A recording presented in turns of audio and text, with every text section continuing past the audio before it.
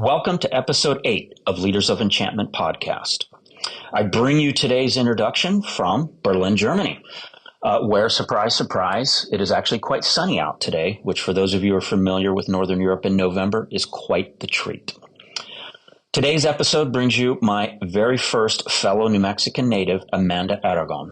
Amanda grew up in the Albuquerque metro area, graduating from Rio Rancho High School, and pursued her upper education at Tulsa University. The early part of her career was spent in the oil and gas industry, where she eventually landed in Farmington, New Mexico, with ConocoPhillips. She had a short stint in state government before she founded NewMexicoKidsCAN in 2017, which is a nonprofit focused on improving New Mexico's education system, primarily through policy work. The genesis for NewMexicoKidsCAN was due, in part, to Amanda's experience in New Mexico's public education department that was marked by a very politically charged atmosphere. Further, unlike in other states, there was no independent group here in New Mexico to help balance the inevitable partisan swing that is state government. Thus, she founded NewMexicoKidsCAN to empower the community to have more of a say in the state's education system.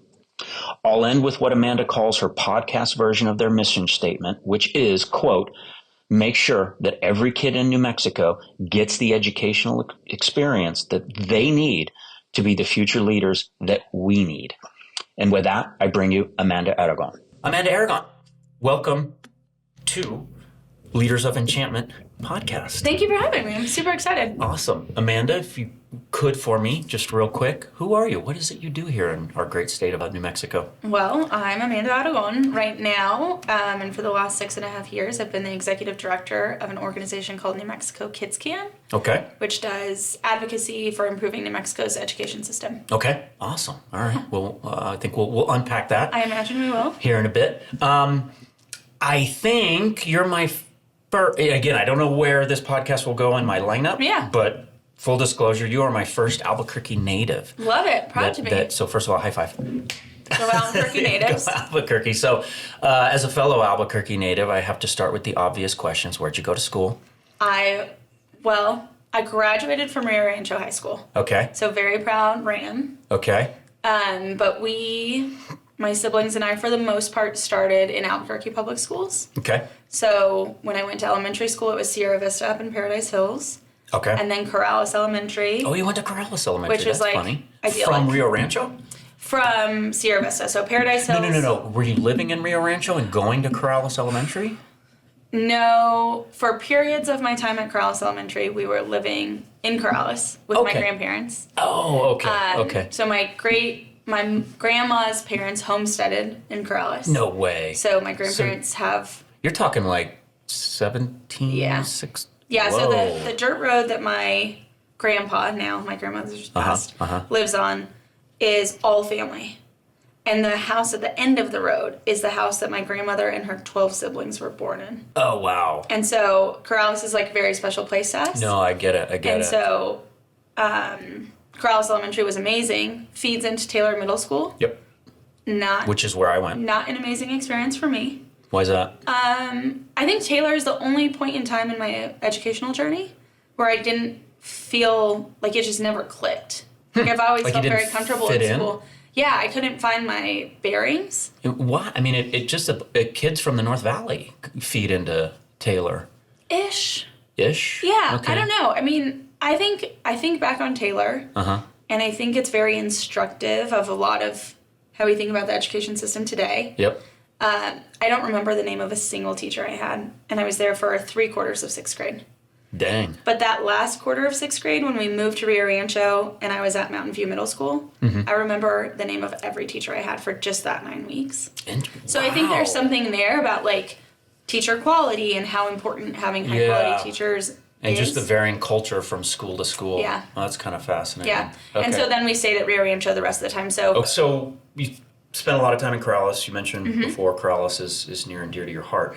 Obviously, being a Albuquerque, New Mexico native, I recognize your last name as a very prominent New Mexico name. Tell me what you know about your family history. I mean, you said homesteading in Corrales. Yeah. Right away, that kind of blows me away because I know what that means. Yeah. And that's why I picked, like, That wasn't 1800s. No.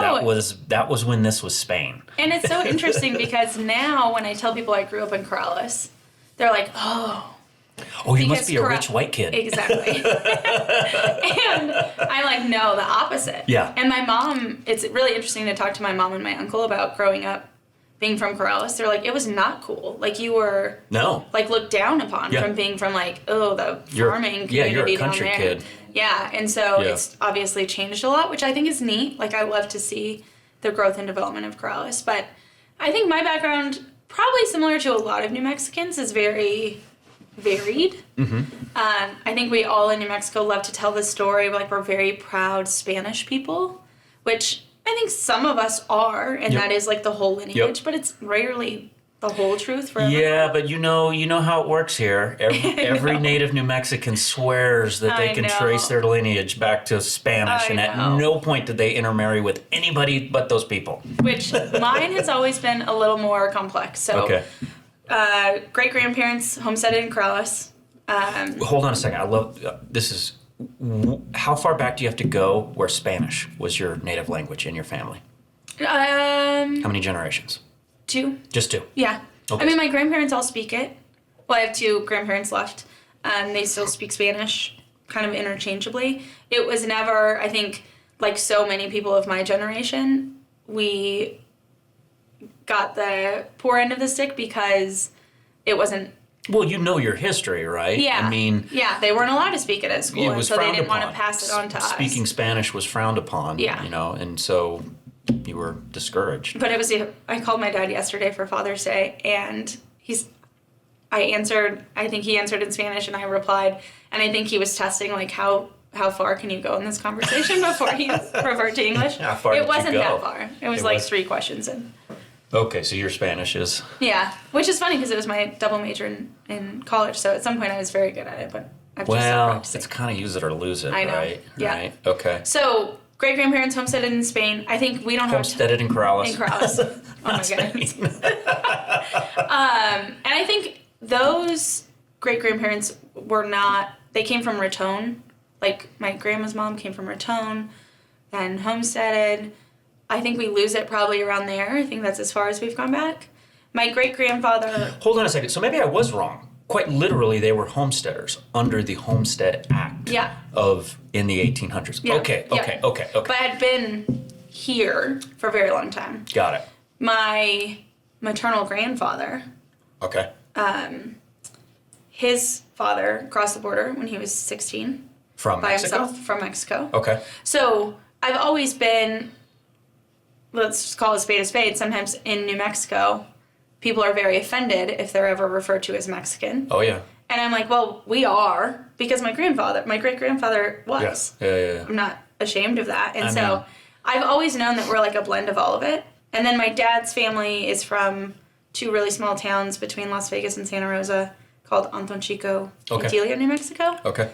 So out on the plains. Yep. Okay. Yep. Okay. And we were just talking about passing on the land grant. My grandfather passed about a year ago, and so he has land grant land out there, and we were talking about all the legal stuff of getting it moved over to my dad and his brothers. Okay.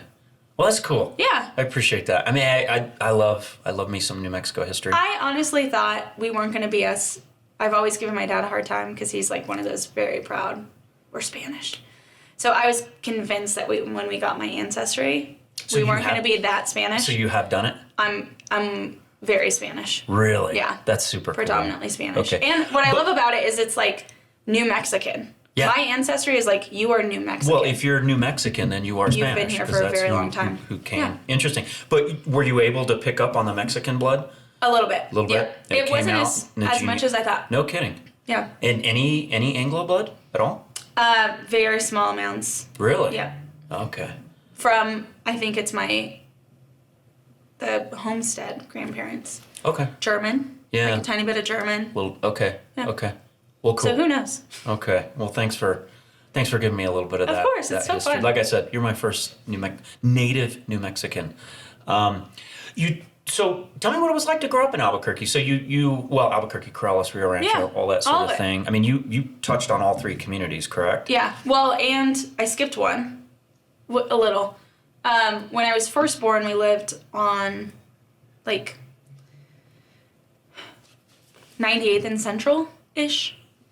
So, South Valley. South Valley, yeah. My dad's parents have lived ever since they moved from Antonchico, Morelos. So, like, on the outskirts of the South Valley. So, honestly, I don't think I picked up on it when I was a kid. It's become more prominent as I've gotten older. This, like, dichotomy of being from that part of town and then moving to the suburbs. My dad has 4 brothers, so I have tons of cousins on that side. And we were the only ones that lived not in the South Valley of Morelos. And so I think there was a little bit of identity confusion that I didn't ever pick up on. Okay. Like, I said my last name Aragon all through high school. Which is an anglicized. And my cousins were always like, that's not our last name. Like, why are you saying our last name like that? Or, you know, like my siblings and I would say enchiladas. And, like, the other side of the family says enchiladas. And so that is another thing that I've, like, really been diving into. Foot in each world, if you will. And that caused a little bit of an identity crisis. A little bit, yeah. Do you have siblings? 2. An older brother and a younger sister. Similar experience? Totally. Okay. Yeah. Yeah. So do you guys compare notes now? Like, hey. Yeah, I think so. I had an identity crisis when I was a teenager. What about you? Well, my brother's my half brother, and he's part Italian. So his identity crisis is even more complex than mine. He's a mess. That's cool. Yeah. So eventually, you graduated from Rio Rancho High School. Just to date yourself, what year? 2005. 2005. Okay. So that would make me 14 years older than you. Yeah. Class of 91. There you go. Okay. And then I think you left. I did leave. Where'd you go? I went to the University of Tulsa in Oklahoma. And why? Not Arizona, which a lot of people, when I say. University. I think they think it's Tucson. So they're like, oh, did you like school in Arizona? I'm like, Tulsa's in Oklahoma. But yes, the University of Tulsa in Tulsa, Oklahoma. Okay, so you're the first. I don't think I've ever met a graduate of University of Tulsa. Why did you go from New Mexico to Tulsa? And by the way, someone who's heavily involved at UNM, why didn't you go to UNM? Yeah, so, I mean, the lottery scholarship was, like, the big thing at the time. Yep. And I very much remember it was Super Bowl of my senior year, and they had debuted the new Mustang design. Okay. And I'm not into cars, but for whatever reason, I thought that car was so cool. Okay. And my mom, who desperately wanted me to stay, I think mainly for cost, said, if you stay here, we'll buy you that car. So you were burned. And my parents were not in a place to, like, buy me a new Mustang. Right, so that was a stretch. And I was like, nah, I'm good. I really wanted... I had seen a lot of people from Albuquerque go to UNM and not succeed. Interesting. And define success. Drop out. Oh, like never make it through. Yeah, never make it through. Or the alternative was they stayed. They lived at home. They stayed friends with their same high school friends. And I loved my high school experience, and I loved my high school friends. But I knew that I wanted, like, a quintessential college experience. I wanted to live on campus. I wanted to do all the activities. You didn't want this goofy hybrid approach that you saw some and of your so peers that's doing. why I kind of ruled out UNM. Okay. So you wanted to leave the state. I wanted to You made up leave. your mind. Yeah. You weren't going to go to Cruces. You were going to leave the entire state. Okay. And then I started applying to, I think I applied to 9 schools. And then at some point I realized that because I have this big family and I love them so much, I wanted to be home for both Thanksgiving and Christmas. Mm-hmm. And financially I knew I wasn't going to be able to fly home for both. So I needed to be driving distance away. Okay. So then that really narrowed. Got it. And I wanted a small Division I school. And there's not that many. Tulsa's actually the smallest Division I football. You said Division I, so that refers to the athletics program. Which I wasn't an athlete. I played high school soccer, but I wasn't going to play in college. Okay. But I wanted the environment of a Division I program. Okay. Right? I wanted to go to games and tailgate. And So you really wanted the stereotypical experience. I really did. Were you in sororities? I was. You were? I was a Tri Delta. Okay. And so, like, That's I did super foreign to me. all the activities in college. Like, all of them. So you checked all the boxes. Checked all the boxes. And I really think I had the best college experience anyone could ask for. Okay. Yeah, small classes, incredible professors, beautiful campus. Keep going. Sell me on University of Tulsa. I'm a young kid. I'm thinking about going to college. Yeah. I couldn't even pick out Tulsa on a map. Go. Well, I love Tulsa as a city because Okay. everyone's like, Oklahoma, really? I can't speak for the rest of Oklahoma, but Tulsa is a great city. It's very similar in size to Albuquerque, so it feels... About 1 million? Yeah, And it's just northeast of Oklahoma City. correct. Yeah, so you do have access to an even larger city, not that far. Yep, you're Okay. close to, Kansas City, St. Louis, Dallas. But you are very well supported at the University of Tulsa. Interesting. So I always Okay. said, it's so cheesy, right? Like, you're more than just a number here. Right. But that was the only school I applied to where I knew the name and I had the phone number of my admissions counselor. And if I called her name was Ashley Lowry. She's actually from Albuquerque, which I think helped. Okay. She would answer. Interesting. Right? She'd say, hi, Amanda, what can I help you with? Yeah. And I figured if I had that kind of connection as I was making the decision about where to go, then that's probably the kind of support I would have on campus. Okay. Which is totally true. Okay. Right? Okay. And University of Tulsa, is it comparable to UNM in terms of enrollment? No. So it's the Substantially smallest smaller? Division I football program in the country. So No kidding. when I was there, about 2,600 undergrad, about 4,000 with grad students. That is, wow, that's a lot smaller than I would have expected. Yeah, they're Okay. in a little bit of a growth phase, but I think the overall goal is to have 1,000 kids at each level. Mm-hmm. So about 4,000 undergrad. 4 to 5,000 at most. No kidding. Yeah. So Okay. my Well, that graduating explains. class from TU is smaller than my graduating class from Rio Rancho. Wow. Yeah. Okay. All right. Well, that kind of makes sense. Yeah, it was awesome. What'd you get your degree in? International Business and Spanish. International Business and Spanish, Mm-hmm. and then you took those degrees in International Business and Spanish, and you did what? I went to work for ConocoPhillips, which is one of the major oil and gas companies. Okay, which kind of makes sense. Tulsa, Yeah. right in the middle of oil and gas country. And it's one thing that I didn't consider while I was picking TU, but I advise students, particularly if they're interested in like business, engineering, if you kind of know the companies you want to work for, you should pick a college where those companies are actively recruiting there. No, totally. ConocoPhillips had like 9 core recruiting universities in the country, and TU was one of them. I didn't know that when I picked it, but I got really lucky. Got it. And now I'm like, that's something I should have been paying attention to Got it. way earlier. One thing I noticed in your LinkedIn profile is you had some internships, and some of which, and again, I don't have your well, kinda, but also it looked like you were doing internships here in Albuquerque In Santa Fe. while simultaneously being enrolled at University of Tulsa. Am I getting that wrong? Yeah, I Okay. did 2 over the summers because I would come home for the summer. Got it. Okay. And so those were at the New Mexico National Guard, oddly enough. Huh. I was never interested in joining the military or being in the military. That was just like So why'd you do it? network, right? It We just had a fell into neighbor your lap. who Yeah. worked there, and I think I was telling everyone I knew, like, I really want an internship. Does anyone know of anything? Okay. And she said, like, I think I can probably get you one at the National Guard. So it was like filing and organizing, and Well, I mean, you know, that's what internships Yeah, are. and It's not the most glamorous work, but I did that 2 summers in a row. okay. And then you did other internships, correct? Yeah, so ConocoPhillips, because we were one of their main recruitment schools, offered internships, and they also offered a scholarship. Yep. And I applied for the scholarship every year, got an interview to get it for my senior year.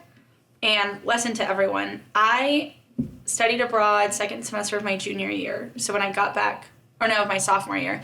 So when I got back for fall semester of my junior year, I was like not paying attention as much as I should. And I made the mistake of thinking you got internships, like you started planning for them in the spring. Which is wrong.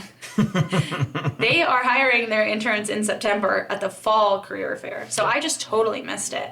Yeah. And was going into the summer before my senior year in a little bit of a panic. Oh, wow. That was about the time I was interviewing for the ConocoPhillips scholarship. Mm-hmm. And I thought the interview was going well, but I didn't want to like over ask. So I was very nervous.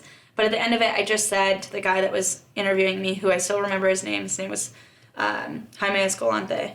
And I said, hey, by the way, if there's any internship opportunities available, I know most of them have been filled, but if there is any, would love to know about them. He emailed me the next week and said, we have one in Bartlesville, which is about an hour away from Tulsa, if you'd like it. And you jumped at it. Yep. Interesting. And so talk to me about your experience with internships. I mean, interning for ConocoPhillips was the best, I think, professional development I could have ever asked for. What kind of stuff did you do? That summer, I was working in the procurement department, doing like kind of major corporate procurement contracts. Yep. And it wasn't... So lots of paperwork. Lots of paperwork. Everyone has a project. I honestly can't even remember my project from that summer. Yeah. But you have a project, and they're pretty meaningful projects, and then you do a big presentation at the end of it. And that's kind of your interview to get hired. Interesting. They don't say that, but it's pretty well known. Well, I mean, that's looking at it from the corporate side of my companies, we always had tons of internships, and it was a try before you buy. Yeah, and they did. Period. Because there were so many interns, I think there were 100 in Bartlesville. Oh, wow. So much summer programming, both fun and professional. Yeah. Exposure to really high up people in the company. I mean, it's truly phenomenal experience. And so after I completed my internship, they ask you during the course of it, like, what's interesting to you? And my favorite thing about the internship is they were very open. They would say, what do you see a future in this company? What sorts of things do you like to do? And if it wasn't what you were doing, they were okay with that. They would set you up to meet other people in the other departments that you might be interested in. Got it. And so one of the things I had told them is I was ready to leave. I didn't want to work in Bartlesville. Bartlesville is a pretty small town. So they gave me a job offer for Houston, Texas. And I had it my first week of my senior year of college. So there was a direct line from your internship to the start of your professional career. That's cool. So Conoco, they really used it well as a feeder program. 100%. That's cool. That's very cool. Before we switch gears and now start talking about your professional life, so you spent quite a bit of time in Tulsa. You're from Albuquerque. Give me a little compare and contrast. I mean, there are things I love about Tulsa. I think when I got there, I think it was very similar to Albuquerque. A little bit stagnant. Okay. And now, every time I go back, just tremendous growth. Is it like Denver, cranes everywhere? I think it's a more manageable growth. Okay. It feels better. Yeah. Okay. No shade to Denver, but... I spent 20 years there. I think the growth that I'm seeing in Tulsa is what I think people in Albuquerque are craving. Revitalized downtown. Okay. New businesses coming in. Did you have a front row seat to downtown revitalization in Tulsa?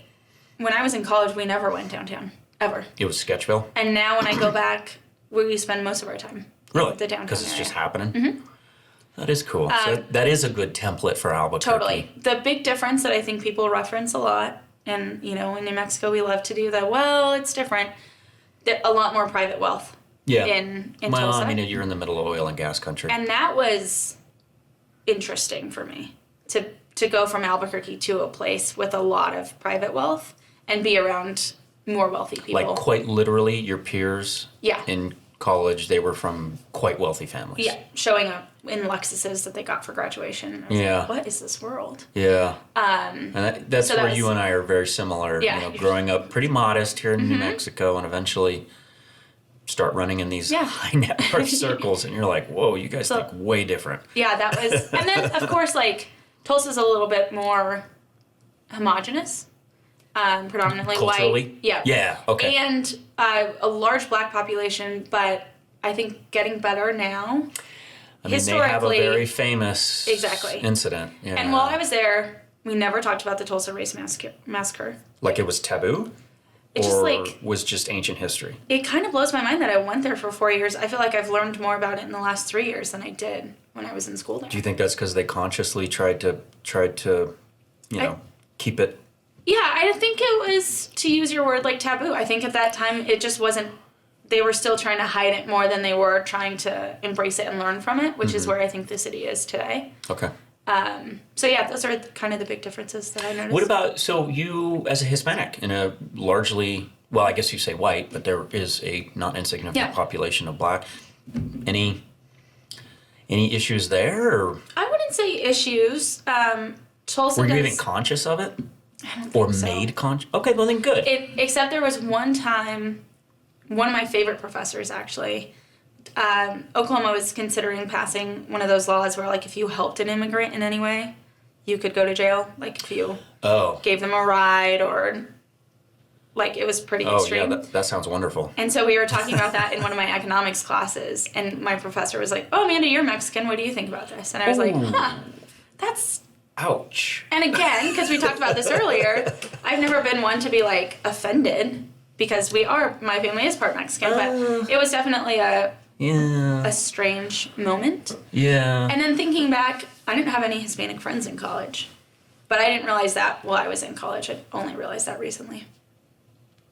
But I would argue that's a good thing. Yeah, it was nice that you weren't made aware. It was. Yeah. It was never other. Yeah. Never felt out of place. Never part of the equation. Okay, cool. All right, let's switch gears into your professional life. So you do this. You have this great experience with an internship at ConocoPhillips. That turns into a job offer in Houston. Start there. So yeah, I started working for what we call Lower 48, so all of the business in North America. Doing contract work, compliance, very boring. Ooh, exciting. Yeah, so I think the initial placement was tough. Yeah. It just wasn't my favorite. I liked the team, I liked the company, I loved the company. I really struggled being in Houston.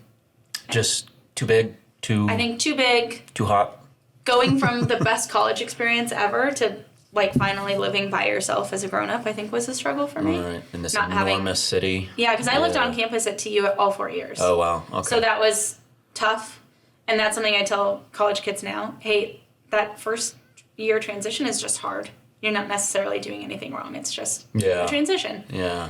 And I did not, the humidity really did get to me in a way that I was not anticipating. Well, you and I both being from dry New Mexico. And Tulsa was humid, so I was like, oh, I can do humidity. It's not the same. It is just a whole nother level. It's a whole nother level. And then I do think a little bit of what we hit on earlier, which is Houston is such a big city. It's very segmented. This is another thing that I didn't realize at the time, and only reflecting on now, do I like, oh, I finally figured out why I was so uncomfortable. You're in a bubble. So I was with people that worked in oil and gas and made a lot of money, and it was very keeping up with the Joneses, and I wasn't used to that, and I think I kind of struggled to find a place in that environment. I've spent a little bit of time in Houston. Same in Dallas. You definitely get that sort of bit more, let's just say, materialistic. Yeah. And you don't even realize it. It's just like it happens because everyone around you is buying new cars and upgrading their homes. And it is so foreign from Albuquerque, right? So foreign. We're humble, almost sometimes humble to a fault. Yeah, I remember even one time saying, like, I was going to Walmart for something, and people in the office were like, Walmart? Yuck. I don't even know where there's a Walmart around, you know? So, like, just little things like that you are make you feel a little uncomfortable. That is funny. So how long did you last in Houston? 1 year. Okay. And I actually, you'll appreciate this, I wanted to leave the company, which my parents were not. You wanted to leave Conoco? Well, I wanted to get to Denver. Okay. And I think I had an early inkling to move towards nonprofit. So I had this like big idea that I was going to move to Denver. And so I told the company that I was interested in exploring other opportunities.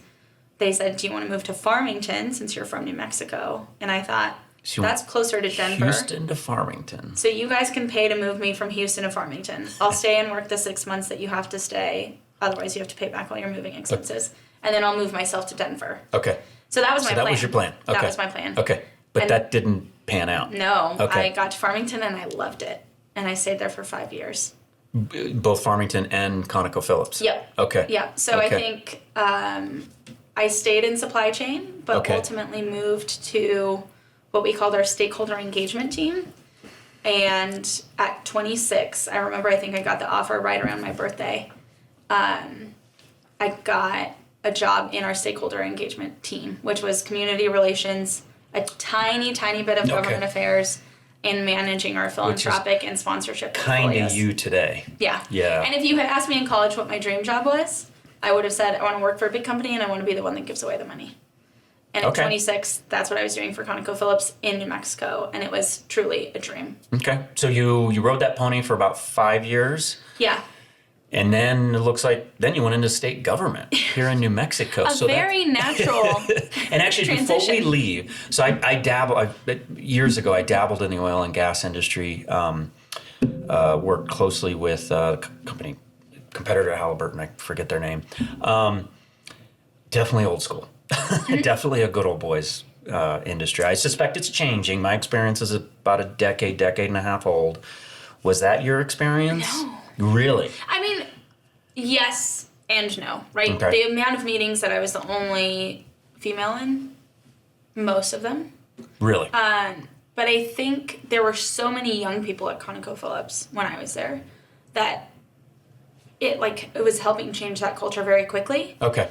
And the older employees, they were so kind. I mean, let me put it this way. I work in education now. I find the environment around, kind of male-dominated, a little bit misogynistic environment is way worse in education than I ever thought it was in oil and gas. I would not have. I would have expected just the opposite. I mean, would have too. Educators, by and large, tend to be female. Teachers, not superintendents. But the higher ups, the leadership is very male. Really? Yeah. And Interesting. so, now here at APS, we do have a female. A new superintendent is female. So that's true. And the one before Scott was also a female. Okay. I didn't know. Okay, put a pin in that. Yeah, we'll get there. Okay, so you make a decision. Okay, I want to leave. Did you make a conscious decision? I want to leave private industry. Yeah, no. I want to leave Farmington. I want to leave ConocoPhillips. It was mostly I want to leave Farmington. Okay. I had been talking with the company about moving. So 5 years in Farmington, everyone is so shocked that it was a great time. Yep. But there were so many young people there when My favorite bike race is in Farmington. Which Road one? Apple Rally. Oh yeah, so fun. Love that bike race. So there were so many young people. So when I got there, everyone's young, everyone's single, everyone's having we're going to Telluride and Pagosa and Durango. And I had a really great group of friends in Farmington. And as those 5 years went on, they got married and started having kids. And so I, at that point, was like, it's time for a change. I got to go somewhere else. Yeah. I really wanted to do our DC rotation. Oh, that would have been interesting. So ConocoPhillips oftentimes sent someone to DC for about 2 years. But the markets weren't doing well for natural gas, which is mostly what we do in Farmington. And so our boss was like, we're not moving anyone right now.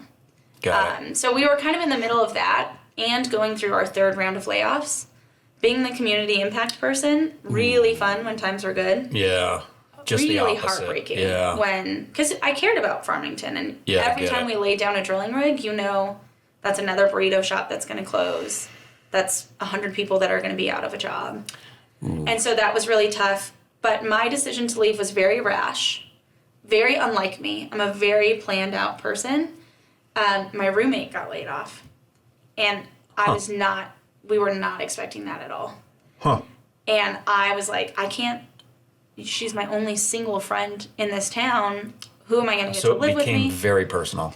And I called my boss. First, I called a mentor and said, here's what I'm thinking. I called two people, my best friend and my mentor.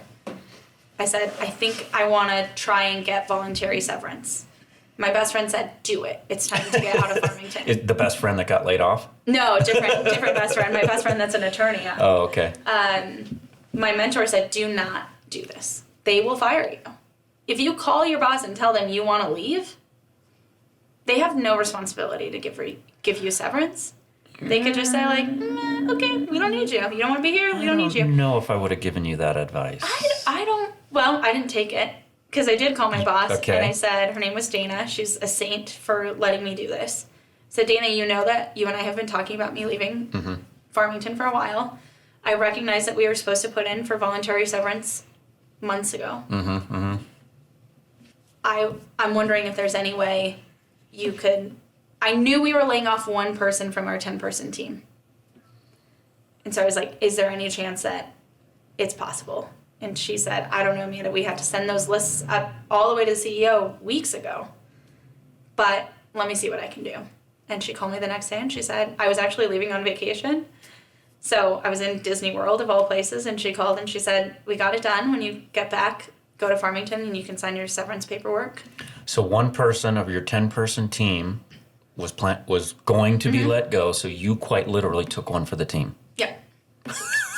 and benefited from it in a major way. And benefited. But I had no plan. Okay. Oh, so you didn't tee up another gig? No. But eventually you landed in state government.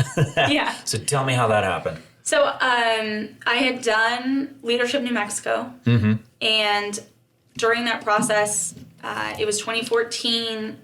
Politics were crazy. Governor Martinez was running for re-election, and I think anyone who was here at the time that can tell you that education was like a major part of the political struggle under her administration. It is to this day, obviously. And so it was really ugly, and I remember the Secretary of Education at the time coming to present to us, and I thought she was going to be like the worst person on the planet, because that's what everyone said. And I was fascinated by the work that she was doing.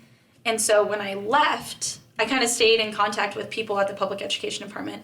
When they found out that I left ConocoPhillips, they reached out and said, hey, you were recruited? Kind of. Is that a fair statement? Okay. Yeah. And honestly, my initial reaction was absolutely not. I don't want to work for the Secretary of Education, because she was so hated, and I was coming from oil and gas. I thought, if I work for an industry that people hate, and then I work for a woman that people hate, I'm never going to get a job in New Mexico ever again. But they had me come in to interview, and I fell in love with the team and the work they were doing. And so was this your first true sort of introduction to public education here in New Mexico? Okay. And it, according to LinkedIn, you were there almost 2 years. Yeah. Director of Strategic Outreach, State of New Mexico, Department of Public Education. So what was that? Yeah, so honestly, it was very similar to my oil and gas role. Okay. Outward facing? Yeah, and explaining to people what we do and why we were doing it. Okay. So you were the gal with a microphone interface and a TV camera? I wasn't our media person, which is a huge blessing, because that job is awful.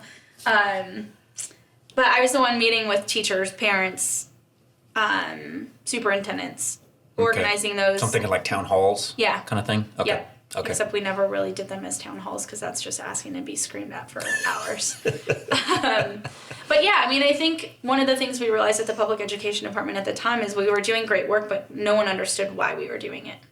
So it was really easy to hate all of our policy agenda if you didn't understand why we were doing it. And we had done a bad job of communicating that to the public. Okay. And so that was a lot of my job, is trying to figure that out and then give. So I ran our secretary's teacher advisory. So that was like 30 teachers that met with the secretary to advise her. And then we started building out more teacher leadership programs.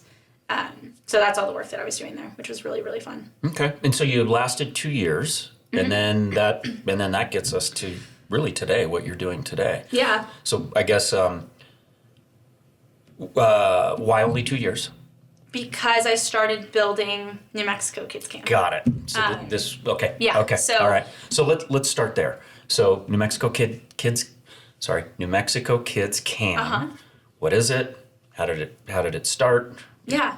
So we're a nonprofit that, as I said at the top of it, very focused on improving New Mexico's education system. Okay. Mostly through policy work. So we focus on passing or defeating either good or bad legislation that we think will make the system better. It started because my experience at the public education department was so politically charged.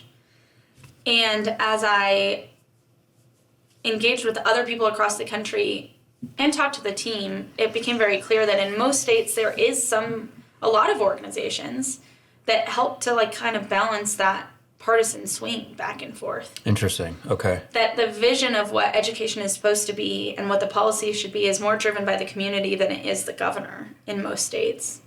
And that just didn't exist here. There was no external ecosystem working on education policy.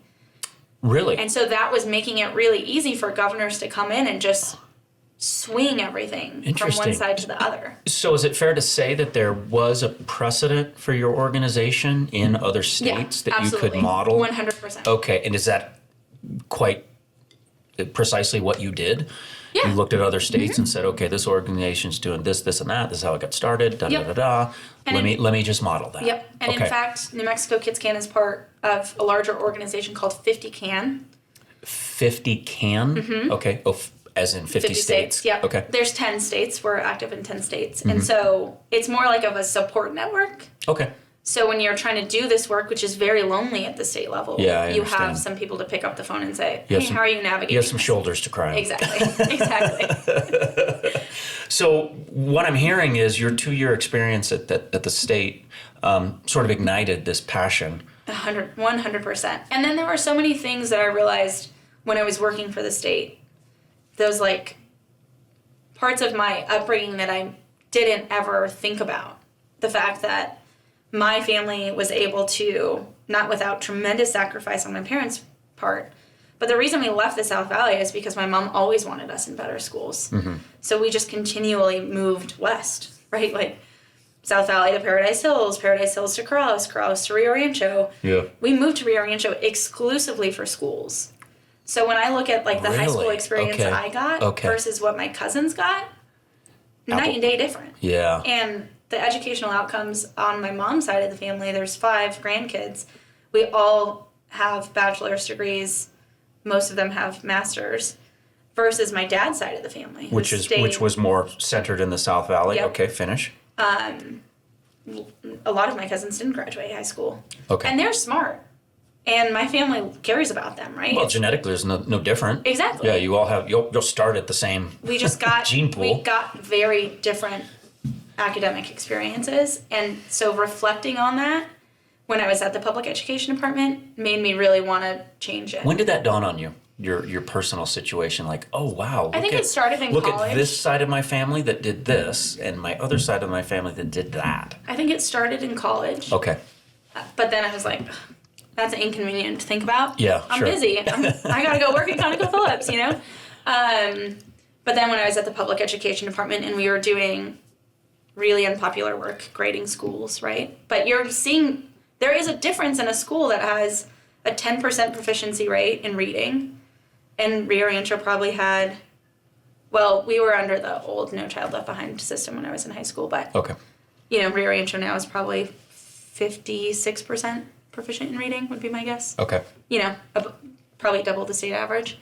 And so when you're seeing that data and you're seeing, oh, this is why the outcomes for my families are so different, because literally the schools that we attended are producing very different outcomes, it resonated in a way that I think I couldn't ever look away from. So how'd you get started? So you resign at the state of New Mexico. Well, I did a fellowship first. Okay. Like in my free time of working at the public education department, which wasn't really a thing. I don't think I slept that year that I was working at the public education department. You were young. And doing the fellowship. I know. I can't do it anymore, but then it was fine. And then ultimately, the staff at the public education department was very supportive. So I think they knew that eventually I would leave. And I left in October of 2017. That is correct, according to your LinkedIn profile. And then took a few months to like refine everything, and then we launched the second day of legislative session the following year. In 2018? Yeah. Okay. Give me the mission statement. I'm going to do the podcast version of the mission statement, which is really to make sure that every kid in New Mexico gets the educational experience they need to be the future leaders that we need. Mm-hmm. So I always talk about this work, and yes, I care about us having good schools, but not just to have good schools. I care about us having great schools, and NewMexicoKidsCAN is focused on great schools so that the kids sitting in our schools today can do the things that we need to do to move the state forward. Absolutely. I really am hoping that the first person that's going to found a Fortune 500 company that's headquartered in New Mexico is sitting in our schools today and is going to be well equipped to do that and provide great living wage jobs for people in the state. Next governor, you know, our next senators and representatives, our next nonprofit leaders, like, I love it. We have to solve our own problems, and we literally cannot do that if we're not academically preparing our children to be ready to do those things. I mean, Amanda, you're speaking my language. I mean, my background more in startups and investing, and I look around here in New Mexico, and you know, let's face facts. We have a hard time recruiting outsiders to come in here. Part of it is issues around the schools and crime and things we hear about every day as New Mexicans. And so I've come to the conclusion we need to grow from within. Yeah. We need, and so obviously I'm looking at it from the lens of future entrepreneurs, but, you know, going all the way back to K through 12, we just need to build a foundation for our kids. you and I imagine, are people who are very open to outsiders coming in. Absolutely. I know sometimes Absolutely. we as a people aren't, but I am. Like, you want to invest in this city? We Great. need it. Please We need come. it. Welcome. And I think you and I can also recognize that when you're from here and you have that passion for this place, I would take an entrepreneur who has that experience and the external one at the same time, right? But there's just something special when you have an experience rooted here. Absolutely. And we haven't focused on that enough. Yeah. Okay.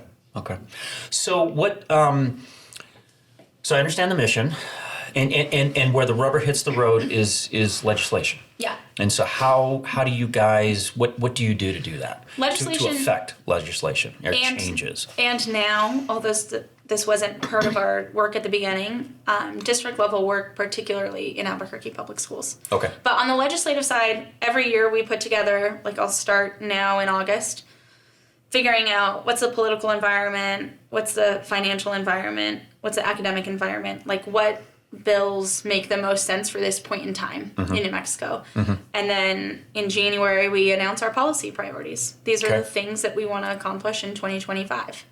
And so I'm a legislator. Okay, great. You announce these policies. Why should I care? Why should I pay attention? Yeah, they're definitely not like, oh, Amanda, we saw your policy priority list and I can't wait to work with you. Yeah, it's I'm me, going to chisel that in stone. Calling legislators that I think have experience with the sorts of things that we want to work on. Examples would be like Senator Craig Brandt is a guy that's very passionate about career technical education. So if we have something in that vein, I probably call up Senator Brandt, say, you're such a leader in this space. Here's our idea. What do you think about it? Would you be interested in running this bill? Senator Mimi Stewart is very passionate about early literacy. So any early literacy policy that we want to do, we call her, say, what do you think? Would you be interested in sponsoring? Are you quite literally a lobbyist? Yeah. Okay, you are a registered lobbyist. Okay. Well, New Mexico has we have a contract lobbyist who's our registered lobbyist, and then I do part of it, which you can do as a nonprofit here in New Mexico. Okay. Interesting. So I want to bring this very up to date. Just last week, you put out an interesting I see it on LinkedIn just because that's where I'm active. I don't know if you put it out on a bunch of other platforms. But basically what you were referring to is, and let me find it, Kids Count data is out, which I'd never even heard of that. And so in preparing for this podcast, I dug into it a little bit. Essentially what I discovered is that a foundation, the Annie Casey Foundation, which is obviously we all know very reputable foundation, sounds like they do this annually. They essentially put together grades, if you will, state by state. So talk a little bit about that post, because it was eye-opening. And me as an engineer, I Googled it, then I went to the website, then I started diving into the data, and I'm like, eventually I had to pull myself away because I had other things to do. There's so much. But I just dug and dug and dug. And you could keep going. So tell me what this is. New Mexicans are super familiar with this, unfortunately, because everyone runs around and says we're 50th. Right. We're 50th in education. We're 50th in child well-being. This is the report that people are talking about. And by the way, is this sort of accepted as the sort of quote-unquote industry standard report? Okay. Okay. So I actually think this might be, 100%. This is the standard. When people say we're 50th in education, this is what they're referencing. Okay, got it. Whether they know it or not. I think a lot of people don't even realize that this is They don't realize where that's actually coming where from. the data, got it. But this is where it comes from. And so we are particularly focused on the education metrics. For those unfamiliar with it, you have an overall child well-being ranking, and then you have economic well-being, education, health, and family and community. Yeah, and just to pause you for a moment, as I dug into it, it basically, according to the Annie E. Casey Foundation, Kids Count Data Book is, quote, an annual ranking of states on 16 key measures of child well-being. The data book also highlights important trends, such as the growing issues of income inequality, or the improving health and education achievement of U.S. students. And so when I dug into this, what it looked like to me is they take these 16 key measures, and we'll talk about a few of them, and they kind of bucket them into economic well-being, education, health, family, and community. Correct. Yep. And so you get an overall child well-being ranking and then a ranking in each category. So the really devastating news for New Mexico, I think it's devastating, and maybe something that we've become too used to, that it's not as devastating as it should be to people, is we're 50th in education and we're 50th in overall child well-being. Right. And that's the future. Like, that's the ball game. Yeah. If we're not taking care of our kids and we're not making sure they have everything they need to be successful, then all these hopes and dreams we have for our state are going to be so much harder to achieve. I mean, our schools are people factories. Exactly. And so that's a measure of how good of a people factory we are. Yeah, so we've been, I think what really breaks my heart is we went back to 2012, which is when they started like the 4 categories. Mm-hmm. And we've been 50th in education since 2016. Mm-hmm. And then we were 49th from 2015 to 2012. Got it. Never, since 2012, never above 49th. We've essentially just been bouncing around at the bottom. But to my LinkedIn post, look, I think this report confirms it. We have a lot of challenges in New Mexico. We do have a lot of children growing up in abject poverty. We have a lot of kids who have traumatic incidents in their childhood. Mm-hmm. That is who the children in this state are. Right. Mississippi, who ranks 49th or 50th in every other category, is 30th in education. And let me just pause you for a moment, just so the listeners can really understand what the metrics. So there's 4 measured things that all fold up into that education score, and they're pretty specific. Mm-hmm. So young children, specifically ages 3 and 4, not in school. Correct. To me, I look at that one and I thought, that's kind of a goofy measure because you're 3. Like, are you? And by the way, the national average is 54%. So even at a national point, half of 3 and 4-year-olds aren't in school. So that one was a little bit confusing to me. But the other 3 are 4th graders not proficient in reading. Okay, that's pretty specific. Mm-hmm. That's pretty relevant. 8th graders not proficient in math. That one hits close to home for me. I'm an engineer. The percent of our students, of our 8th graders not proficient in math is 87%. Yeah. Ouch. That hurts. And for reference, now again, at the national score is 74%. Yeah. So actually it's not that great at the national, but it's really atrocious. And looking at comparison between 2019 and 2022, we've gone from 79% to 87%. Worse, significantly worse. And then the 4th one is high school students not graduating on time. Yeah. About a quarter of our high school students do not graduate on time. 14% is the number at the national stage. So those are the 4 metrics that fold up into that, putting us 50th on the list. Mm-hmm. And the math, 9 out of 10 kids in our public schools can't do math on grade level? At 8th grade. At 8th grade? 9 out of 10? I know. I think it means we've got to do something differently. That's a call to action. It's an absolute call to action.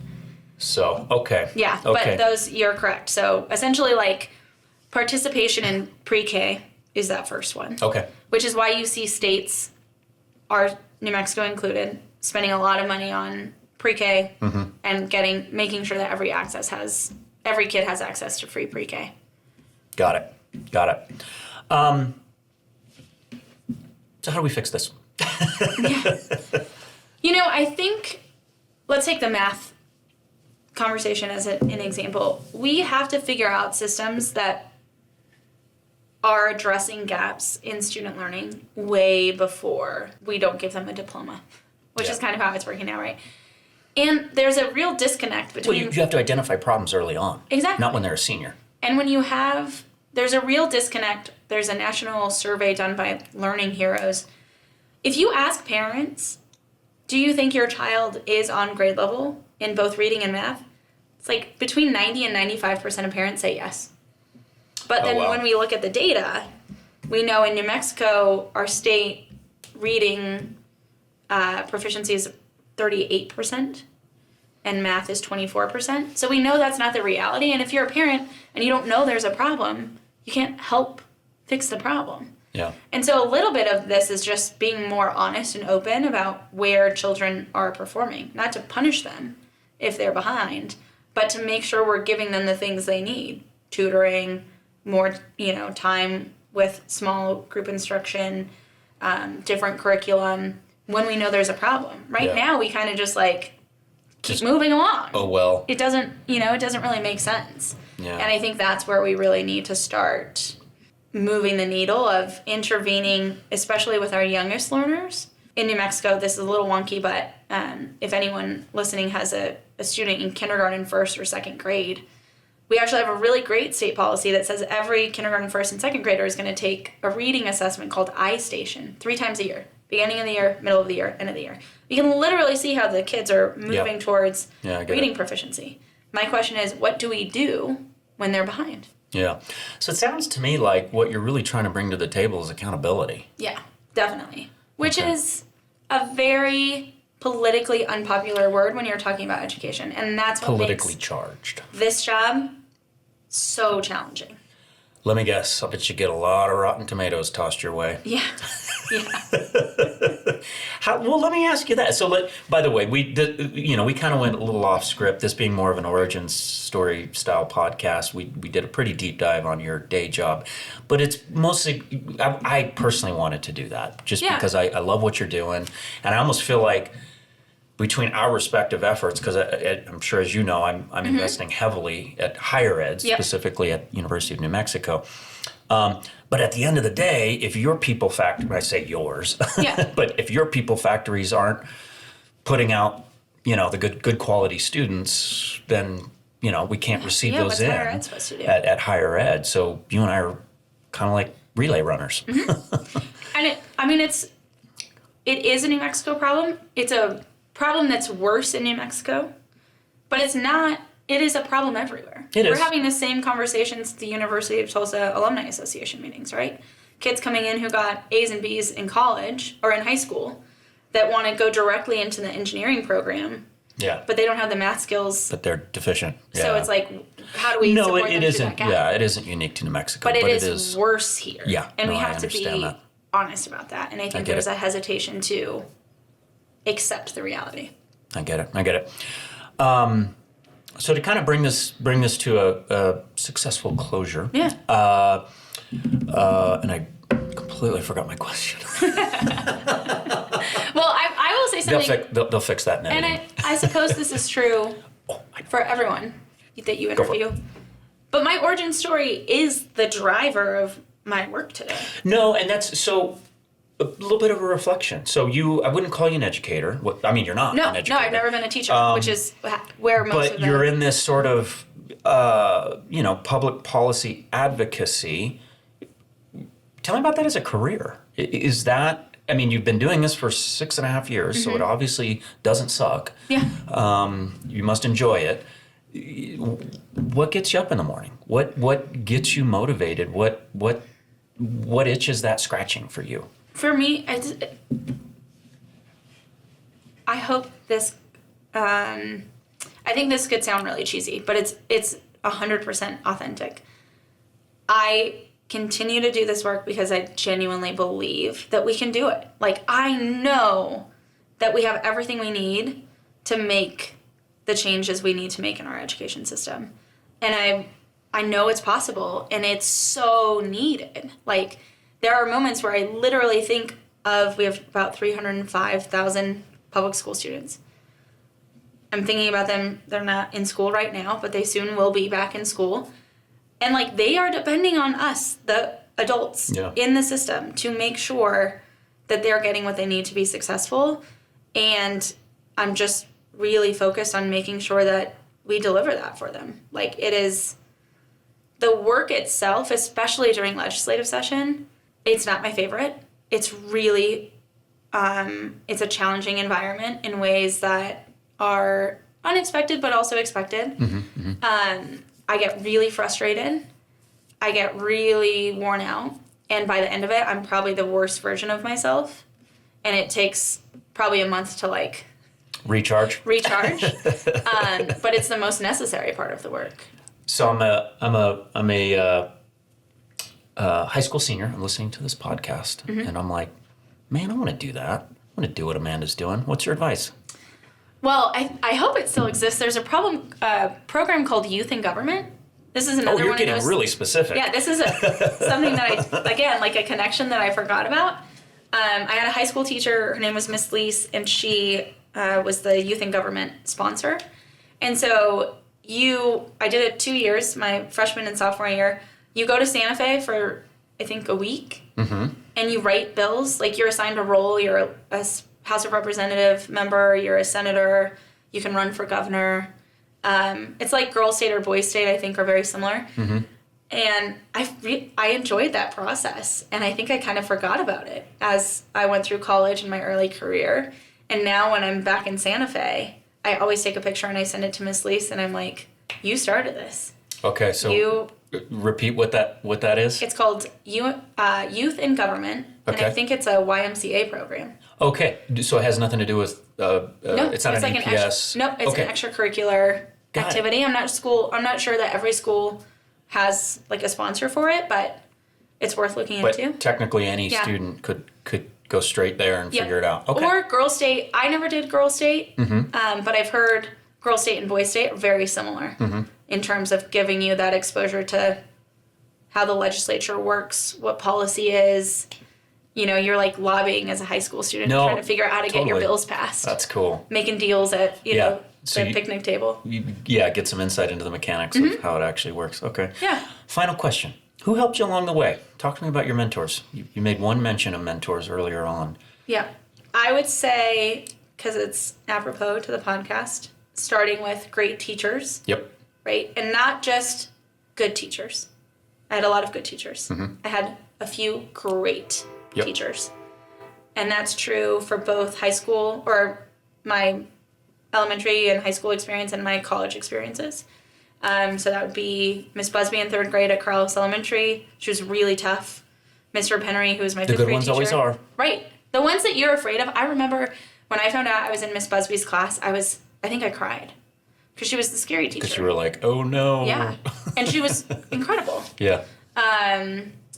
Miss Lease in high school, Miss Bader in high school, like just game changer teachers. In fact, Miss Bader was present for my college graduation because I had nominated her for an award and she won it. And so she got to come and do college commencement with me, which was very cool.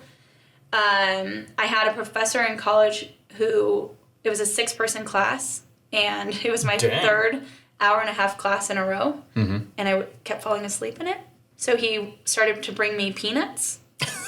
So I would stay awake, and he literally would not start class until, if he forgot them, he'd run down to his office, bring up the peanuts for me. And then, tremendous mentors at ConocoPhillips, Virgil Chavez, who's actually a native New Mexican and now works in Houston. Dana, who helped me leave the company gracefully. Huge mentors of mine. Louis Salazar, who I still work for because he's at Conoco now, so our work overlaps a tiny bit. And then some people, Albuquerqueans, will know Jennifer Reardon, who passed away and worked at Wells Fargo. When I first got that stakeholder engagement job at Conoco, I called her and I was like, you're like the best community engagement person I've ever seen. Can we meet for coffee? And I remember meeting her, and she brought her kids, which was so great to see someone that could be like a great mom and have a great career. So she definitely stands out as a mentor. And then now in the education work, my old boss, Secretary Scandera, incredible mentor. And then so many people across the country that I can call and just say, I feel like I'm making no progress. What do I do? How do I keep going? Where do we go from here? I need to applaud you. You sound like you are heavily leveraging your network of mentors, and you have throughout your entire life. I've been very, very lucky with really great people. Kudos to you. Well, Amanda, thank you so much for joining me. Thank you. Before we go, you have a podcast. Plug it. Oh, yeah. We have a podcast. It's called New Mexico Rising. So we run it kind of on a semester schedule like school. So we do a fall semester, spring semester. So it being the summer, you're not going to do a whole lot? We'll take a break. Taking a break. A couple months. Okay. I think we'll have one more episode for this like spring, Okay. and then we'll start again in September. But a lot of our work is depressing.